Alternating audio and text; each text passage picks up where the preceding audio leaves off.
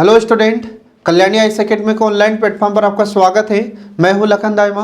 आपको MPPSC mains exam के लिए सेकंड पेपर का फर्स्ट पार्ट पढ़ा रहा हूं, जिसका नाम है संविधान, शासन व्यवस्था, राजनीति तथा प्रशासनिक संरचना।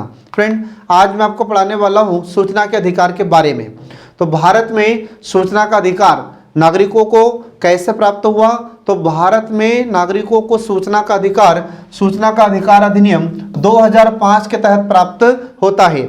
और जो सूचना का अधिकार अधिनियम होता है, इसको इंग्लिश में राइट टू इंफॉर्मेशन एक्ट कहा जाता है, ठीक है। और इसको शॉर्ट फॉर्म में हम आरटीआई कहते हैं, ठीक है। अब इसके बाद में इसका अर्थ क्या है, फिर इसके बाद में विश्व में इसकी शुरुआत कैसे हुई, भारत में शुरुआत कब होती है, फिर इसके लाभ क्या है, ठीक है। और इससे कुछ नकारात्मक पक्ष भी उभर कर सामने आते हैं। ये सब इन सभी को आज के टॉपिक में हम कवर करेंगे। तो चलिए इसको शुरू करते हैं। इसका अर्थ तो देखिए, इसका अर्थ क्या होता है।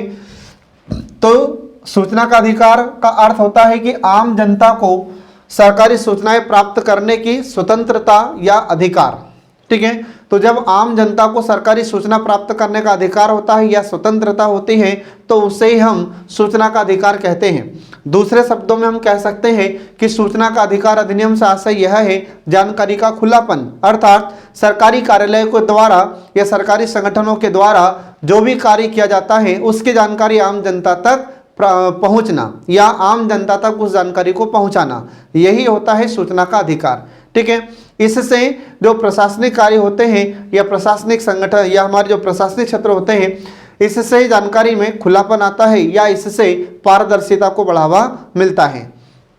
इसके बाद फिर 1992 में 1992 में विश्व बैंक ने सुशासन और विकास नामक परिपत्र जारी किया था, और इसमें विश्व बैंक ने 7 तत्वों के बारे में बताया था। तो विश्व बैंक ने कहा था कि अगर 7 तत्वों का पालन किया जाए तो विश्व में प्रत्येक देश में सुशासन को स्थापित किया जाता है। इसके अंतर्गत जैसे पारदर्शिता, उत्तरदायित्व, कानून का शासन आदि 7 तत्व विश्व बैंक ने बताए थे, ठीक है फ्रेंड। अब इसके बाद देखिए सूचना का अधिकार अधिनियम का उद्देश्य क्या होता है। तो सूचना के अधिकार अधिनियम के कुछ उद्देश्य हैं, जिसमें पहला उद्देश्य आपको ध्यान रखना है कि भ्रष्टाचार पर रोक लगाना, ठीक है। तो जो सूचना का अधिकार है, इसका सबसे पहला ही उद्देश्य है कि भ्रष्टाचार पर रोक लगाना। तो भ्रष्टाचार पर इससे रोक कैसे लगेगी? तो जब जनता यह सूचना मांगेगी कि यह विभाग या यह कार्यालय कौन कौन से कार्य करता है, इसकी जानकारी हमें चाहिए, तो फिर जो भी अधिकारी होगा वह सतर्क होकर कार्य करेगा और भ्रष्टाचार नहीं करेगा, ठीक है। तो इससे हमें जानकारी प्राप्त होती है। फिर इसके बाद में अगला आ जाता है कि लोकतंत्र की प्रक्रिया में नागरिकों की भागीदारी सुनिश्चित करना। तो इससे क्या होता है? तो इससे लोकतंत्र की प्रक्रिया में नागरिकों की भागीदारी सुनिश्चित हो पाती है। इसके बाद फिर इससे पारदर्शिता को लाया जाता है, मतलब पारदर्शिता को बढ़ावा मिलता है। तो पारदर्शिता का अर्थ मैं पहले भी बता चुका हूं, जिसका अर्थ क्या होता है? जानकारी का खुलापन। फिर इसके बाद में इससे जवाबदेही तय की जाती है, मतलब जवाबदेही तय करना। तो जो भी अधिकारी कार्य कर रहा है वह अपने कार्य के प्रति जवाबदेह रहे। फिर इसके बाद में अगला आ जाता है नागरिकों को सशक्त बनाना। तो नागरिकों को मजबूत बनाना है, ठीक है। ये इसका उद्देश्य होता है सूचना के अधिकार का। इसके बाद फिर इसकी शुरुआत कब होती है फ्रेंड? तो देखिए इसकी शुरुआत कब हुई। तो दुनिया में स्वीडन एक ऐसा देश है या ऐसा पहला देश है जिसने सूचना का अधिकार अधिनियम पारित किया था। और स्वीडन में यह अधिनियम कब पारित किया जाता है? तो ये आपको ध्यान रखना होगा, 1766 की बात है, 1766 की, ठीक है। तो 1766 में यह अधिनियम स्वीडन ने पारित किया था, और ऐसा अधिनियम पारित करने वाला स्वीडन विश्व का पहला देश है। इसके बाद उसने सीधा संवैधानिक प्रावधानों द्वारा नागरिकों को यह सूचना का अधिकार प्रदान किया था। फिर इसके बाद में स्कैंडिनेवियाई देशों ने भी स्वीडन का अनुसरण करते हुए यहां सूचना का अधिकार अधिनियम पारित किया था। और इन देशों में देखा जाए तो फिनलैंड ने 1951 में, डेनमार्क और नॉर्वे ने 1970 में, फिर इसके बाद संयुक्त राज्य अमेरिका ने 1966 में यह अधिकार अपने नागरिकों को प्रदान किया था, ठीक है फ्रेंड। तो ये आपको ध्यान रखना है। अब इसके बाद फिर आगे देखिए भारत में स्थिति। तो भारत में स्थिति क्या है इसकी, ये देखिए। तो भारत में सूचना के अधिकार के संबंध में कोई प्रत्यक्ष प्रावधान नहीं है। हालांकि सुप्रीम कोर्ट ने अपने संवैधानिक निर्वचन में संविधान के अनुच्छेद 19 और संविधान के अनुच्छेद 21 में सूचना के अधिकार को निहित माना है। और भारतीय साक्ष्य अधिनियम 1872, ये आपको ध्यान रखना फ्रेंड, हमारे भारत में कुछ ऐसे नियम और अधिनियम या कुछ ऐसे आचार संहिताएं थी जिसकी वजह से भारत में लोगों को सूचना प्राप्त करने का अधिकार नहीं था। तो ये कौन कौन से नियम और अधिनियम और आचार संहिताएं देखिए इसमें। तो भारत में भारतीय साक्ष्य नियम 1872 और कार्यालयीन गोपनीयता अधिनियम 1923, जांच आयोग अधिनियम 1952 तथा शासकीय कार्मिकों से संबंधित आचार संहिताएं, जिसके कारण सूचना का अधिकार भारतीय नागरिकों को प्राप्त नहीं था। या यूं कहें कि ये जो नियम और अधिनियम थे ये भारत में नागरिकों के सूचना प्राप्त करने में बाधाएं थी। फिर इसके बाद में भारत में सूचना का अधिकार 12 अक्टूबर 2005 को लागू किया गया और जम्मू कश्मीर इसका अपवाद था, परंतु अब यह जम्मू कश्मीर में भी लागू होता है। फिर इसके बाद में भारतीय संविधान की आधारभूत भावनाओं एवं भारतीय लोकतंत्र को मजबूत करने के लिए सूचना का अधिकार अधिनियम एक सकारात्मक पक्ष है या सकारात्मक कदम होता है। और भारत सूचना का अधिकार लागू करने वाला विश्व का यह 60वां देश है, जो आपको याद रखना होगा। तो एग्जाम में आपसे क्वेश्चन पूछा जा सकता है कि विश्व में सूचना का अधिकार अधिनियम लागू करने वाला भारत कौन सा देश है, तो भारत 60वां देश होता है। फिर इसके बाद में भारत में सूचना का अधिकार लागू होने से आम जनता में जागरूकता बढ़ेगी तथा प्रशासन में पारदर्शिता को बढ़ावा मिलेगा। इसके बाद फिर अब आगे देखिए इसमें इस अधिनियम की विशेषताएं क्या हैं या इसके प्रावधान क्या हैं। तो जब हमारे भारत में सूचना का अधिकार अधिनियम 2005 पारित किया जाता है और लागू हुआ तो इसमें कुछ प्रावधान किए गए हैं जो इस प्रकार हैं। तो पहला प्रावधान यह है कि इस अधिनियम के तहत केंद्रीय एवं राज्य स्तर पर सूचना आयोग के गठन का प्रावधान किया गया है। मतलब केंद्र के स्तर पर एक सूचना आयोग होगा और राज्यों के स्तर पर भी एक सूचना आयोग होगा। फिर इसके बाद में इस अधिनियम के प्रावधानों के तहत भारत का कोई भी नागरिक किसी भी सरकारी प्राधिकरण से सूचना प्राप्त करने के लिए अनुरोध कर सकता है। फिर इसके बाद में अगला आता है कि यह सूचना 30 दिनों के अंदर उपलब्ध कराई जाएगी। मतलब कि अगर किसी व्यक्ति ने सूचना मांगी है तो उसे 30 दिनों के अंदर यह सूचना प्रदान करना होगा। इसके बाद अगर किसी व्यक्ति की स्वतंत्रता या व्यक्तिगत स्वतंत्रता या किसी के जीवन से संबंधित कोई सूचना है तो ऐसे सूचना को 48 घंटों के अंदर उपलब्ध कराना अनिवार्य है। और ऐसा नहीं करने पर जो भी दोषी पदाधिकारी है उसके विरुद्ध दंडात्मक कार्रवाई का प्रावधान भी इसमें किया गया है। फिर इसके बाद में इस अधिनियम में यह भी प्रावधान है कि सभी सार्वजनिक प्राधिकरण अपने दस्तावेजों का संरक्षण करते हुए इसे कंप्यूटर में सुरक्षित रख सकेंगे। ठीक है फ्रेंड, तो ये आपको ध्यान रखना है। इसके बाद फिर अगला प्रावधान था इसमें कि प्राप्त की गई सूचना विषय वस्तु के संदर्भ में असंतुष्टि निर्धारित अवधि में सूचना प्राप्त न होने जैसी स्थिति में स्थानीय से लेकर राज्य एवं केंद्रीय सूचना आयोग में अपील की जा सकती है। तो जिस व्यक्ति ने सूचना मांगी है अगर वह उस सूचना से असंतुष्ट है, निर्धारित समय में सूचना नहीं प्रदान की गई है, तो ऐसे स्थिति में व्यक्ति राज्य के स्तर पर और केंद्र के स्तर पर जो सूचना आयोग होते हैं उसमें अपील कर सकता है।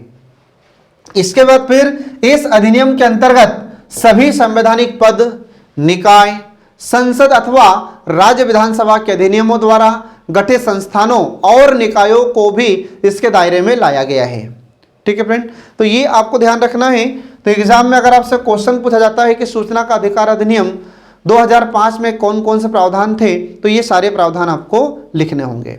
ठीक है, अब इसके बाद देखिए भारत विश्व का सबसे बड़ा लोकतांत्रिक देश है और स्वतंत्रता प्राप्ति के 60 वर्षों में प्रशासनिक दक्षता पर अधिक असर पड़ा है। और ऐसी स्थिति में प्रशासन में स्वच्छता, पारदर्शिता एवं दक्षता के लिए सूचना का अधिकार महत्वपूर्ण है। और सूचना के अधिकार के तहत कोई भी व्यक्ति निर्धारित शुल्क के साथ आवेदन जमा कर किसी भी कार्यालय से सूचना प्राप्त कर सकता है। ठीक है, तो ये आपको इसमें ध्यान रखना होगा। अब इसके बाद देखिए सूचना का अधिकार अधिनियम का उपयोग आम नागरिक कैसे करें। तो हमारे भारत में सूचना की प्राप्ति के लिए या भारत में अगर किसी भी नागरिक को सूचना प्राप्त करना है तो वह कैसे सूचना प्राप्त करेगा, तो इसमें देखिए अब आप, तो यदि कोई व्यक्ति सूचना प्राप्त करना चाहता है तो आपको जिस लोक प्राधिकारी से जानकारी चाहिए उसकी पहचान कीजिए कि आपको किससे जानकारी चाहिए। फिर इसके बाद दूसरा पॉइंट है कि उस लोक सूचना अधिकारी को चिन्हित किया जाए जिसके पास यह जानकारी उपलब्ध है। फिर इसके बाद में अगला आता है कि जानकारी प्राप्त करने के लिए लिखित एक आवेदन तैयार करना होगा, ठीक है। फिर इसके बाद में अगला आता है कि आवेदन में जानकारी का स्पष्ट उल्लेख करना चाहिए, किस रूप में आपको सूचना प्राप्त करना है, फोटोकॉपी के रूप में, सीडी के रूप में, या फ्लॉपी, या प्रिंट आउट, या अवलोकन निरीक्षण, किस प्रकार की सूचना आपको चाहिए, ठीक है। तो ये आपको उसमें वर्णन करना होगा। फिर इसके बाद में आवेदन के साथ जो निर्धारित शुल्क है तो वह निर्धारित शुल्क आपको जमा करना पड़ेगा, चाहे आप नगद के रूप में जमा करें या फिर नॉन जुडिशियल स्टाम्प के रूप में आप जमा करें या पोस्टल संलग्न करें, ठीक है, जैसे भी उस समय स्थिति हो। फिर इसके बाद में यदि गरीबी रेखा में कोई व्यक्ति आता है या गरीबी रेखा में आवेदक आता है तो इससे संबंधित उसको प्रमाण पत्र लगाना पड़ेगा, तो फिर इसके लिए शुल्क में छूट दी जाएगी, ठीक है। इसके बाद फिर अगला आ जाता है कि आवेदन में व्यक्ति को अपना पत्र व्यवहार या अपना पत्राचार का पता देना होगा और फोन नंबर भी लिखना होगा। इसके बाद फिर अगला आ जाता है कि संबंधित लोक सूचना अधिकारी के यहाँ आवेदन जमा कर पावती भी प्राप्त करना चाहिए। तो जब कोई भी व्यक्ति आवेदन देता है सूचना प्राप्ति के लिए तो जो भी अधिकारी आपको सूचना देने की बात कह रहा है तो उसके वहाँ से आपको एक पावती प्रदान की जाएगी और वह पावती आपको संभाल कर रखना होगा। फिर इसके बाद में 30 दिनों में आपको जानकारी दी जाएगी और यदि 30 दिन में जानकारी न मिले तो आपको अपीली अधिकारी के पास आवेदन करना चाहिए। इसके बाद फिर यदि जानकारी मिल भी गई लेकिन आपको लगता है कि यह जानकारी अधूरी है या सही नहीं है तो आप जानकारी प्राप्त करने के लिए या जानकारी प्राप्त होने के दिनांक से 30 दिन के अंदर अपीली अधिकारी के पास पुनः आवेदन कर सकते हैं।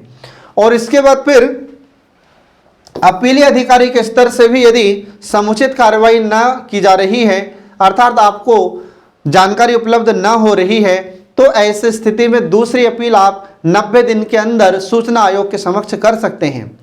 इसके बाद फिर सूचना का अधिकार अधिनियम 2005 के अंतर्गत जानकारी निम्नलिखित रूप में प्राप्त की जा सकती है। जब आप सूचना मांगेंगे तो किस रूप में आपको जानकारी प्राप्त होगी ये इसमें सूचना का अधिकार अधिनियम 2005 में प्रावधान किया गया है। तो देखिए इसमें कौन कौन से रूपों में आपको सूचना प्राप्त होगी। तो पहला पॉइंट इसमें आता है कि कार्यालय अभिलेख के रूप में, ठीक है, तो कार्यालय अभिलेख के रूप में। फिर इसके बाद फाइलों एवं कार्यों का निरीक्षण, इसके रूप में आपको सूचना प्राप्त होगी। फिर इसके बाद में अगला आ जाता है कार्यालय में संधारित अभिलेख दस्तावेजों की प्रमाणित छाया प्रति के रूप में भी आपको सूचना प्राप्त होगी। फिर इसके बाद में सामग्री के प्रमाणित नमूने या उसके छाया प्रति के रूप में सूचना प्राप्त होगी। फिर इसके बाद में कंप्यूटर से उपलब्ध सीडी, फ्लॉपी, टैप, इसके बाद फिर वीडियो कैसेट, फिर प्रिंट आउट के रूप में टेप रिकॉर्डर, प्रिंटर एवं अन्य इलेक्ट्रॉनिक उपकरणों के द्वारा सूचनाएं प्राप्त की जा सकती है या आपको सूचनाएं प्रदान की जाएगी। फिर इसके बाद में कार्यालयों के कागजात अभिलेख से कोई जानकारी प्राप्त करना हो तो उससे संबंधित जानकारी आपको प्रदान की जाएगी। फिर इसके बाद में सरकारी फाइल पर नोटिंग उद्धरण की जानकारी प्राप्त करना हो या फिर सामग्रियों के कुछ नमूने प्राप्त करना हो, ठीक है। तो इस प्रकार से आपको सरकारी कार्यालय के द्वारा ये सूचनाएं आपको प्रदान की जाएगी इस रूप में। अब इसके बाद देखिए जो सूचना का अधिकार अधिनियम है तो इसके कुछ अपवाद भी हैं, मतलब कुछ ऐसे सूचनाएं जो आपको नहीं दी जाएगी। तो देखिए वे कौन कौन सी सूचनाएं हैं जो आपको नहीं दी जाएगी। तो पहला आता है इसमें कि ऐसे सूचना जिनसे देश की संप्रभुता, एकता और अखंडता प्रभावित होती है तो ऐसी सूचना आपको नहीं दी जाएगी। फिर इसके बाद में दूसरा पॉइंट आता है कि ऐसी सूचना जिससे देश में हिंसा फैल सकती है तो ऐसी सूचना भी आपको नहीं दी जाएगी। इसके बाद फिर अगला आता है कि ऐसी सूचना जिससे सांप्रदायिक भावनाएं उत्पन्न हो सकती हैं या सांप्रदायिकता भड़क सकती है या सांप्रदायिकता को बढ़ावा मिल सकता है, तो ऐसी सूचना आपको नहीं दी जाएगी। इसके बाद फिर अगला आता है इसमें कि ऐसी सूचना जो भारत के द्वारा दूसरे देश से गोपनीयता के आधार पर प्राप्त की गई है, तो वह सूचना भी आपको प्रदान नहीं की जाएगी।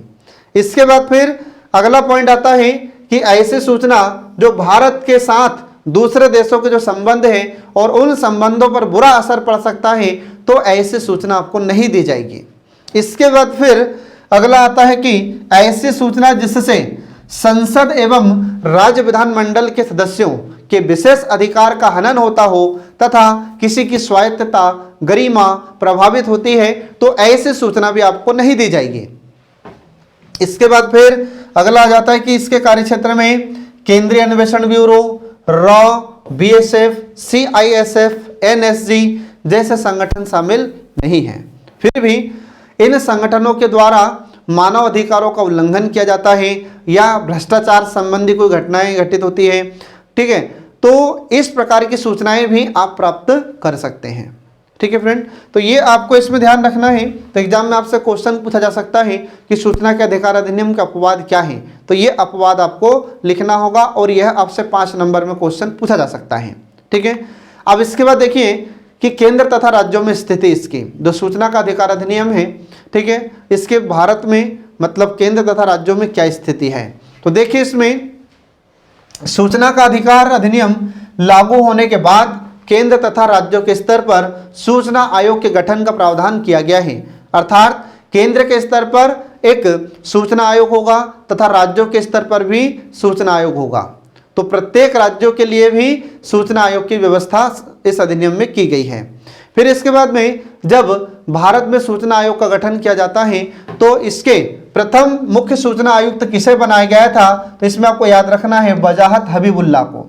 तो वजाहत हबीबुल्लाह को केंद्र स्तर पर मुख्य सूचना आयुक्त बनाया गया था। फिर इसके बाद में वर्तमान में देखा जाए तो वर्तमान समय में यशवर्धन कुमार सिन्हा ये देश के मुख्य सूचना आयुक्त हैं। फिर इसके बाद में मध्य प्रदेश में इसे कब शुरू किया जाता है, तो मध्य प्रदेश में भी सूचना आयोग का गठन किया गया था। हालांकि मध्य प्रदेश में सूचना का अधिकार वर्ष 2003 से ही प्रभावी था। फिर इसके बाद में केंद्र एवं राज्यों के स्तर पर सूचना आयोग के द्वारा सूचना के अधिकार को सही ढंग से क्रियान्वित कराने का प्रयास किया जा रहा है और मीडिया एवं स्वयंसेवी संस्थाओं या स्वयंसेवी संगठनों के द्वारा सेमिनार एवं अन्य कार्यक्रम चलाए जा रहे हैं, जिससे लोगों को सूचना के अधिकार के संबंध में जागरूक किया जा रहा है। लोगों को बताया जा रहा है कि आप किसी भी सरकारी विभाग से सूचना मांग सकते हैं, लेकिन कुछ अपवाद भी हैं जो मैंने आपको बताए हैं।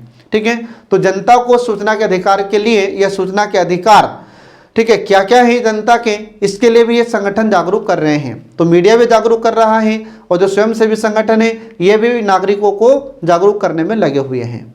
ठीक है फ्रेंड, तो ये आपको ध्यान रखना है। अब इसके बाद फिर सन 1919 में इस सूचना के अधिकार अधिनियम में संशोधन किया जाता है। तो जो सूचना का अधिकार अधिनियम 2005 था, तो इसमें संशोधन किया गया था 2019 में। ठीक है, तो जिस पर कई आलोचकों ने और विश्लेषकों का मानना था कि इस कदम से सूचना का अधिकार कानून की मूल भावना खतरे में आ जाएगी। तो इस अधिनियम में क्या क्या संशोधन किए गए थे ये देखिए। तो पहला पॉइंट इसमें आता है कि संशोधन के तहत प्रावधान किया गया था कि भारत के मुख्य सूचना आयुक्त एवं अन्य सूचना आयुक्तों तथा राज्य के मुख्य सूचना आयुक्त एवं राज्य अन्य सूचना आयुक्तों के वेतन, भत्ते और सेवा की अन्य शर्त केंद्र सरकार द्वारा निर्धारित की जाएगी। फिर इसके बाद में अगला प्रावधान था इसमें कि अधिनियम की धारा 13 में मुख्य सूचना आयुक्त और सूचना आयुक्तों की पदावधि और सेवा शर्तों का उपबंध किया गया था। अधिनियम में यह कहा गया था कि मुख्य सूचना आयुक्त और सूचना आयुक्तों का वेतन, भत्ते और शर्तें क्रमशः निर्वाचन आयुक्त और निर्वाचन आयुक्तों के समान होगी। और इसमें यह भी उपबंध किया गया था कि राज्य मुख्य सूचना आयुक्त और राज्य सूचना आयुक्तों का वेतन क्रमशः निर्वाचन आयुक्त और मुख्य सचिव के समान होगा। ये इसमें संशोधन किया गया था 2019 में।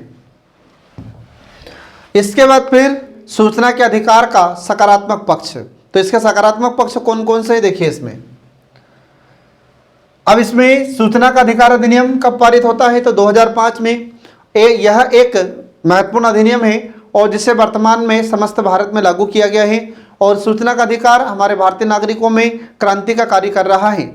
और इसके कुछ सकारात्मक पक्ष हैं, तो देखिए इसमें इसका पहला सकारात्मक पक्ष कि यह आम जनता में जागरूकता को बढ़ा रहा है और आम जनता प्रशासनिक कार्यों का अवलोकन भी कर सकती है एवं सूचनाएं प्राप्त कर अपने विकास में इसका उपयोग कर सकती है। तो आज हम देख रहे हैं कि भारत का नागरिक जो सरकारी विभाग हैं, सरकारी कार्यालय हैं, उनसे जानकारी मांग रहा है, ठीक है। और इससे आम जनता की समृद्धि होगी, आम जनता की समृद्धि होगी या बढ़ेगी तथा देश मजबूत होगा। जब भारतीय नागरिकों को सभी को यह पता हो जाएगा कि सूचना प्राप्त करना हमारा अधिकार है, तो धीरे धीरे हमारे देश में जो भ्रष्टाचार जैसी समस्या है वह कम हो जाएगी, ठीक है, और देश मजबूत होगा। इसके बाद फिर संविधान के द्वारा प्रदत्त स्वतंत्रता के अधिकार के लक्ष्य को सूचना के अधिकार के द्वारा शक्तियां प्रदान की गई हैं। फिर इसके बाद में अगला जाता है कि यह लोकतांत्रिक प्रक्रिया को मजबूत करता है और इससे आम जनता की प्रशासन में भागीदारी सुनिश्चित होती है, ठीक है।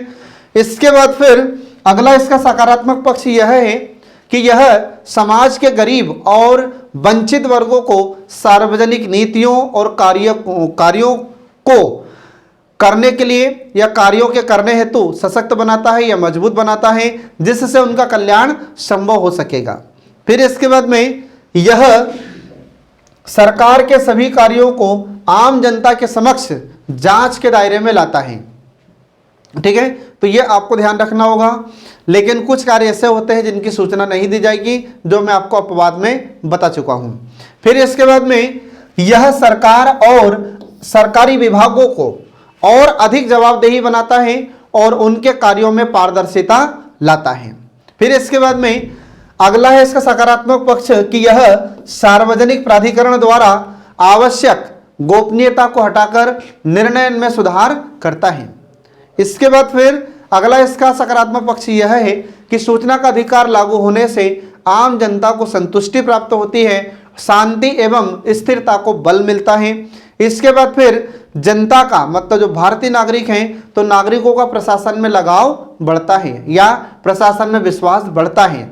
जनता को भी ये लगने लगेगा कि हमारा भी कुछ योगदान है या फिर हमारी भी कुछ सहभागिता होती है सरकारी क्षेत्र में, ठीक है।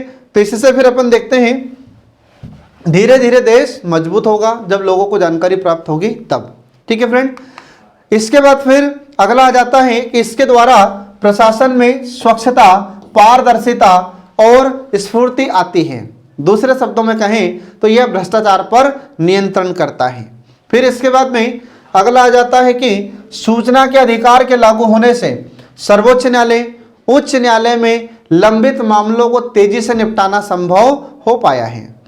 इसके बाद फिर अगला आ जाता है कि सूचना का अधिकार लागू होने से जो सरकारी कार्यालय है, तो सरकारी कार्यालयों में कार्य की गति बढ़ी है एवं कर्मचारियों तथा अधिकारियों का उत्तरदायित्व भी बढ़ा है, क्योंकि अब कर्मचारियों को और अधिकारियों को यह पता है कि कोई भी हमसे कभी भी जानकारी मांग सकता है, इसलिए उनको कार्य शीघ्रता से करना पड़ता है और ठीक ढंग से करना पड़ता है।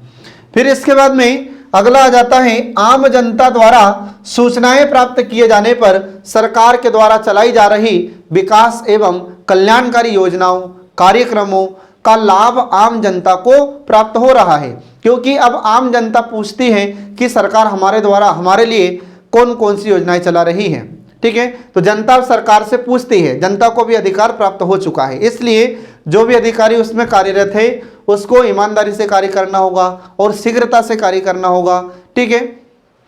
इसके बाद फिर इसके द्वारा कार्यालयों में दलालों, बिचौलियों और मध्यस्थों पर शिकंजा कसा गया है, ठीक है। इसके बाद फिर सूचना के अधिकार से सरकार एवं प्रशासन में या प्रशासन की पारदर्शिता बढ़ती है, मतलब सरकार कौन कौन से कार्य कर रही है ये जनता को पता होगा, प्रशासन के द्वारा या हमारे जो प्रशासनिक अधिकारी हैं इनके द्वारा कौन कौन से कार्य किए जा रहे हैं इसके बारे में भी जानकारी प्राप्त होगी। तो इससे क्या होगा, पारदर्शिता बढ़ती है, जानकारी का खुलापन होता है। इसके परिणाम स्वरूप अफवाह एवं गलत धारणाओं पर भी नियंत्रण होता है। तो ये आपको इसमें ध्यान रखना फ्रेंड, ठीक है। अब इसके बाद देखिए सूचना के अधिकार के नकारात्मक पक्ष, ठीक है। तो सूचना का अधिकार एक क्रांति है और कभी कभी इसका नागरिकों के द्वारा दुरुपयोग भी किया जाता है। तो देखिए इसके नकारात्मक पक्ष कौन से हैं। तो पहला पॉइंट इसमें आता है कि इससे संस्थाओं कार्यालयों की गोपनीयता प्रभावित होती है, ठीक है। फिर इसके बाद में दूसरा है इसका नकारात्मक पक्ष कि इससे या इसके द्वारा व्यक्ति सरकारी कर्मचारियों एवं अधिकारियों को ब्लैकमेल करने की कोशिश करता है। फिर इसके बाद में अगला है इसका नकारात्मक पक्ष कि सरकारी कार्यालयों में अधिकारियों एवं कर्मचारियों की संख्या आवश्यकता से कम होती है और इसके बावजूद उन्हें सूचना देने के लिए फाइलों की छानबीन करनी पड़ती है, जिससे सरकारी कामकाज प्रभावित होता है। ये इसका नकारात्मक पक्ष है। फिर इसके अलावा अगला है इसका नकारात्मक पक्ष कि शासन प्रशासन में रिकॉर्ड रखने व उनके संरक्षण की व्यवस्था कमजोर होती है। इसके बाद फिर अगला आता है कि पर्याप्त संरचना मतलब स्टाफ का अभाव होता है। तो जो सरकारी संगठन होता है यहाँ पर ज़्यादा स्टाफ नहीं होता है, लेकिन जो सूचना मांगी गई है तो वह सूचना इनको देनी पड़ती है, जिसके कारण सरकारी जो काम होते हैं ये सब प्रभावित होते हैं या फिर कार्यों में विलंब होता है। फिर इसके बाद में अधिनियम के पूरक कानूनों जैसे व्हिसल ब्लोअर संरक्षण अधिनियम आदि का ठीक से क्रियान्वयन न हो पाना। अब यहाँ पर जो व्हिसल ब्लोअर है इसका मतलब क्या हो जाता है, तो इसका अर्थ आपको याद रखना है कि जो भी कोई सूचना देगा, ठीक है, तो उसको संरक्षण प्रदान करना है। तो सूचना देने वालों को सुरक्षा प्रदान करना ये होता है व्हिसल ब्लोअर। पहले क्या होता था कि कई बार हम देखते थे कि जो भी सरकार को या पुलिस को कोई सूचना देता था, ठीक है, तो उसको किसी न किसी प्रकार से नुकसान पहुंचाया जाता था। तो जो भी व्यक्ति अब सूचना देता है, गुप्त सूचना देता है, तो उसे सरकार हमारी संरक्षण प्रदान करेगी। ये होता है व्हिसल ब्लोअर संरक्षण अधिनियम, ठीक है। इसके बाद फिर अगला है कि लोगों में जागरूकता की कमी होती है। तो कई बार यह देखा जाता है कि लोगों से कहे कि आप सूचना के अधिकार के बारे में जानते हो, तो वे कहते हैं कि हमें सूचना के अधिकार के बारे में कुछ पता नहीं है। मतलब अभी भी लोगों में जागरूकता की कमी है। फिर इसके बाद में प्रदान की गई सूचना अधिकांशतः अधूरी होती है। तो कई बार क्या होता है कि जो भी अधिकारी हैं या कर्मचारी हैं सूचना देने वाले, तो वे पूर्ण रूप से सूचना नहीं दे पाते हैं, पर्याप्त सूचना नहीं देते हैं, ठीक है। फिर इसके बाद में अगला आता है कि लोगों को समय पर सूचना प्राप्त नहीं हो पाती है। तो ये सभी इसके नकारात्मक पक्ष होते हैं सूचना के अधिकार के, जो आपको ध्यान रखना होगा फ्रेंड, ठीक है। अब इसके बाद में अंत में देखिए इसका मूल्यांकन। इसका मूल्यांकन क्या होगा, तो भारत में सूचना का अधिकार अधिनियम लोकतंत्र को मजबूत करने का एक प्रभावशाली कदम है और इसके लागू होने से आम जनता में जागरूकता बढ़ी है। साथ ही साथ प्रशासन की निरंकुशता पर नियंत्रण लगा है। भारत में बढ़ते भ्रष्टाचार पर नियंत्रण का एक अच्छा प्रयास किया जा रहा है और इससे ऐसे आशा की जा सकती है कि सूचना का अधिकार भारत में जन क्रांति का रूप लेगा और आम जनता प्रशासन में अपनी भागीदारी सुनिश्चित करेगी, जिससे देश में शांति, स्थिरता और विकास कायम हो सकेगा एवं लोग खुशहाल होंगे, ऐसी आशा की जा सकती है। इसमें कोई दो मत नहीं है, ठीक है फ्रेंड। तो यहाँ पर यह टॉपिक समाप्त हो जाता है। अब इस सूचना के अधिकार अधिनियम के टॉपिक से आपसे 3 नंबर के क्वेश्चन, 5 नंबर के क्वेश्चन और 11 नंबर के क्वेश्चन पूछे जा सकते हैं। जैसा आपसे क्वेश्चन पूछा जाए वैसा आपको आंसर लिखना होगा, ठीक है फ्रेंड। तो इसी के साथ आज का हमारा सेशन समाप्त हुआ। नमस्कार।